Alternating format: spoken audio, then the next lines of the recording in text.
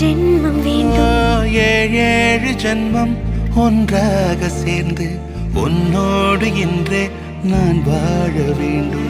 காலம்